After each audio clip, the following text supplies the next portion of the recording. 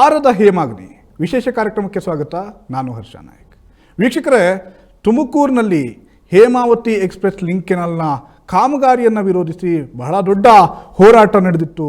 ಈ ಹೋರಾಟ, ಈ ಕಿಚ್ಚು ಈಗೂ ಕೂಡ ನಿಲ್ಲುವಂಥ ಲಕ್ಷಣಗಳು ಕಾಣಿಸ್ತಾ ಇಲ್ಲ. ಯಾಕಂದರೆ ನಾವು ಯಾವುದೇ ಕಾರಣಕ್ಕೂ ಕೂಡ ನಮ್ಮ ಪಾಲಿನ ನೀರನ್ನು ನಾವು ಪಕ್ಕದ ಜಿಲ್ಲೆಗೆ ಬಿಡೋದಕ್ಕೆ ನಾವು ಕೊಡೋದಿಲ್ಲ ಅನ್ನುವಂಥ ರೀತಿಯಲ್ಲಿ ತುಮಕೂರಿನ ಜನರು ಹೋರಾಟವನ್ನು ಮಾಡ್ತಾ ಇದ್ದಾರೆ. ಹೀಗಾಗಿ ಸರ್ಕಾರಕ್ಕೂ ಕೂಡ ಒಂದು ರೀತಿಯಾದಂಥ ಕನ್ಫ್ಯೂಷನ್ನು, ಗೊಂದಲ ಎಲ್ಲವೂ ಶುರುವಾಗಿದೆ. ಹೀಗಾಗಿ DKC ನೇತೃತ್ವದಲ್ಲಿ DCM DKC ಅವರ ನೇತೃತ್ವದಲ್ಲಿ ನಿನ್ನೆ ಜನಪ್ರತಿನಿಧಿಗಳ ಸಭೆ ಕೂಡ ನಡೆಸಲಾಯಿತು. ಈ ಸಭೆಯಲ್ಲಿ ತುಮಕೂರಿನ ಶಾಸಕರು ಎಲ್ಲರೂ ಕೂಡ ಭಾಗವಹಿಸಿದರು. ಹಾಗಿದ್ರೆ ನಿನ್ನೆಯ ಸಭೆಯಲ್ಲಿ ಏನೇನಾಯಿತು ಅನ್ನೋದನ್ನು ನಿಮ್ಮ ಮುಂದೆ ಇಡುವಂಥ ಸಲುವಾಗಿ ತುಮಕೂರಿನ ಗ್ರಾಮಾಂತರ ಶಾಸಕರು ಸುರೇಶ್ ಗೌಡರು ನಮ್ಮ ಜೊತೆಗಿದ್ದಾರೆ. ಸರ್, ಕಾರ್ಯಕ್ರಮಕ್ಕೆ ಸ್ವಾಗತ.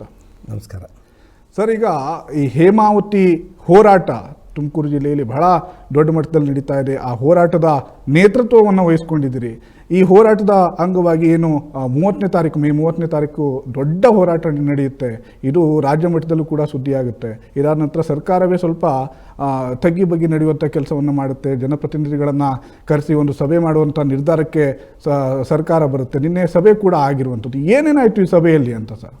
ಅಲ್ಲ, ಇದು ಹೋರಾಟ ಪ್ರಾರಂಭ ಆಗಿದ್ದು ಇದು ಹಿಂದೆ 2014ರಲ್ಲಿ ಸಿದ್ದರಾಮಯ್ಯನವರು ಮುಖ್ಯಮಂತ್ರಿ ಆಗಿದ್ದಂಥ ಸಂದರ್ಭದಲ್ಲಿ ಈ ಶ್ರೀರಂಗ ಯೋಜನೆ ಅಂತೇಳಿ ಮಾಗಡಿಗೆ ನೀರು ಕೊಡುವಂಥ ಯೋಜನೆ.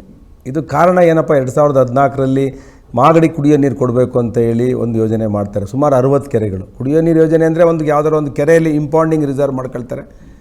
ತುಂಬ ಜರೂರು ಅಂತ ಹೇಳಿದ್ರೆ, ಇಲ್ಲ ಕುಣಿಗಲ್ ಕೆರೆ ಹತ್ರನೇ ಯಾವುದೋ ಒಂದು ಇಂಪೌಂಡಿಂಗ್ ರಿಸರ್ವ್ ಮಾಡಿ ಅಲ್ಲಿಂದ ನೀರನ್ನು ಸರಬರಾಜು ಮಾಡ್ತಾರೆ. ಇವತ್ತು ನಮ್ಮ ಕುಣಿಗಲ್ಲಿಂದ ಇದಕ್ಕೆ ಮಠಕ್ಕೆ ಕೊಟ್ಟಿದ್ದಾರೆ, ಇಲ್ಲಿ ಚುಂಚನಗಿರಿ ಮಠಕ್ಕೆ ಕೊಟ್ಟಿದ್ದಾರೆ.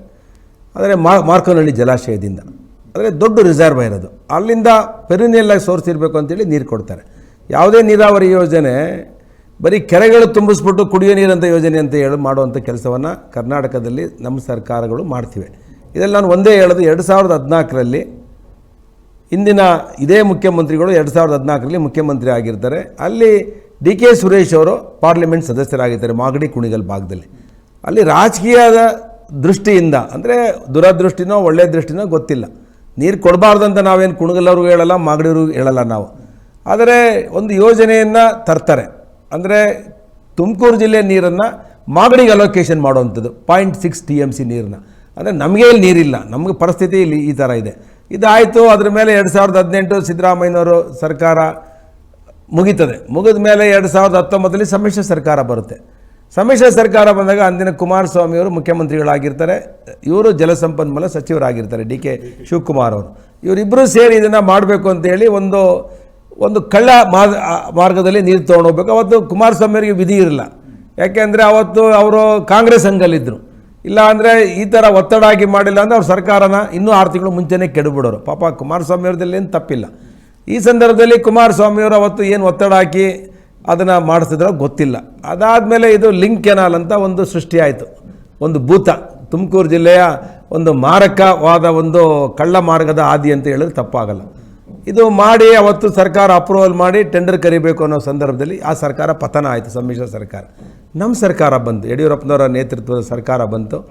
ಅವತ್ತು ಯಡಿಯೂರಪ್ಪನವರ ನೇತೃತ್ವ ಸರ್ಕಾರ ಬಂದಾಗ ನಮ್ಮ GS ಬಸವರಾಜ್ ಅವರು, ಮಾಧುಸ್ವಾಮಿಯವರು, ನಾವು ಇಲ್ಲಿ ಎಲ್ಲ ಶಾಸಕರು ಒಟ್ಟುಗೂಡಿ ಹೋಗಿ ಇದನ್ನು ರದ್ದು ಮಾಡಿಸ್ಬೇಕು ಅಂತ ಹೇಳಿ ಒಂದು ಮಾಡಿಫಿಕೇಷನ್ ಮಾಡಬೇಕು ಅಂತೇಳಿ. ಯಾಕೆಂದರೆ ನಮಗೆ ಈಗ ಕುಣಿಗಲ್ ನೀರು ಹೊಸದಾಗಿ 2018ರಲ್ಲಿ ಕಾವೇರಿ ಟ್ರಿಬ್ಯುನಲಲ್ಲಿ ಒಂದು ನ್ಯಾಯಾಂಗದ ತೀರ್ಪು ಬಂದ ಮೇಲೆ ನಮ್ಮ ಜಿಲ್ಲೆಗೆ ಹೆಚ್ಚಿನ ನೀರನ್ನು 24 TMC ನೀರನ್ನು ಕೊಡಬೇಕು ಅಂತ ಆಗುತ್ತೆ. ಅವತ್ತು ಆ ನೀರನ್ನು ಡ್ರಾ ಮಾಡೋಕ್ಕೆ ನಮಗೆ ನಾಲೆಗಳು ಆಧುನೀಕರಣ ಆಗಿರೋದಿಲ್ಲ. ಅವತ್ತು 0 to 70 ನಾಲೆ ಆಧುನೀಕರಣ ಮಾಡೋದಕ್ಕೆ ಸಿದ್ದರಾಮಯ್ಯ ಸರ್ಕಾರದಲ್ಲಿ 650 ಕೋಟಿ ಕೊಟ್ಟು ಆಯ್ತದು. ಅದಾದಮೇಲೆ 70ರಿಂದ ಮುಂದಕ್ಕೆ 0 to 70 ಒಂದು, ಅಲ್ಲಿ ಆದಮೇಲೆ ಒಂದು ನಾಗಮಂಗಲ ನೀರು ಹೋಗಬೇಕು, ತುಮಕೂರು ಬ್ರಾಂಚ್ ಕೆನಾಲ್ ನೀರು ಹೋಗಬೇಕು, ಇನ್ನೊಂದು KR ಪೇಟೆಗೆ ನೀರು ಹೋಗಬೇಕು. ಇವೆಲ್ಲವೂ ಆಧುನೀಕರಣ ಆಗಬೇಕಾದ್ರೆ ಸ್ಟಾರ್ಟಿಂಗಿಂದ 0 to 70 ಕಿಲೋಮೀಟ್ರ್ವರೆಗೂ ಒಂದು ಮಾಡಿಫಿಕೇಷನ್ ಆಯಿತು. ಅಂದರೆ ತುಮಕೂರು ಬ್ರಾಂಚ್ ಕ್ಯಾನಲ್ಗೆ 1600 ಕ್ಯೂಸೆಕ್ಸನ್ನು ನೀರನ್ನು ಡ್ರಾ ಮಾಡೋಕ್ಕೆ ಡಿಸೈನ್ ಆಗಬೇಕಾಯಿತು.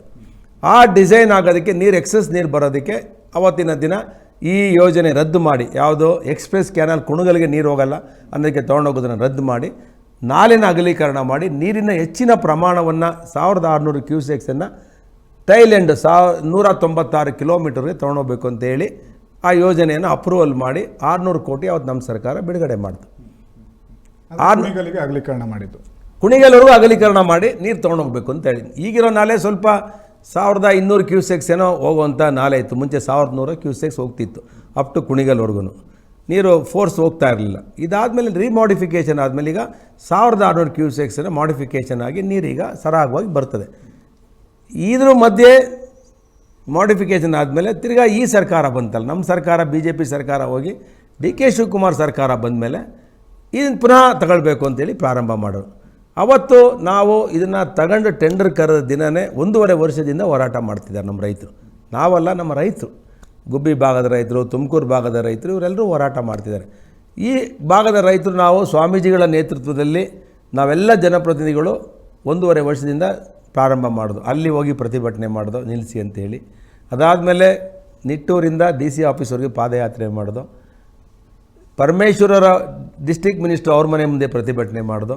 ಮುಖ್ಯಮಂತ್ರಿಗಳಿಗೆ ಮನವಿಯನ್ನು ಕೊಟ್ಟು, DC ಅವರಿಗೆ ಮನವಿ ಕೊಟ್ಟು, ಹೇಮಾವತಿ DK ಶಿವಕುಮಾರ್ ಸರ್ಗೂ ಮನವಿಯನ್ನು ಕೊಟ್ಟು, ಎಲ್ಲ ಮನವಿಗಳು ಕೊಟ್ಟರೂ ಕೂಡ ಅವರು ತುಂಬ ನಾವು ಮಾಡೇ ತೀರ್ತೀವಿ, ನಾವು ಮಾಗಡಿ ಕೊಡೋ ನೀರು ತೊಗೊಂಡೋಗೇ ತೀರ್ತೀವಿ, ಕಳ್ಳ ಮಾರ್ಗದಲ್ಲಿ, ರಾಜಮಾರ್ಗದಲ್ಲಿ ತೊಗೊಂಡೋಗಿ ನಮ್ಮದೇನು ತಕರಾರಿಲ್ಲ. ಅಂದರೆ ಮೂಲ ನಾಲೆಯ ಮುಖಾಂತರ ನೀರನ್ನು ಮಾಗಡಿಗಾರ ತೊಗೊಂಡೋಗಲಿ, ರಾಮನಗರಕ್ಕಾರ ಹೋಗಲಿ, ಚನ್ನಪಟ್ಟಣ ನೀರಿದ್ದರೆ ನಮ್ಮದೇನು ಮೂಲ ಯೋಜನೆ ಮುಖಾಂತರ ತೊಗೊಳೋದಕ್ಕೆ ಇಲ್ಲಿರೋ ಜಿಲ್ಲೆಯಲ್ಲಿ ಯಾರು ತಕರಾರಿಲ್ಲ.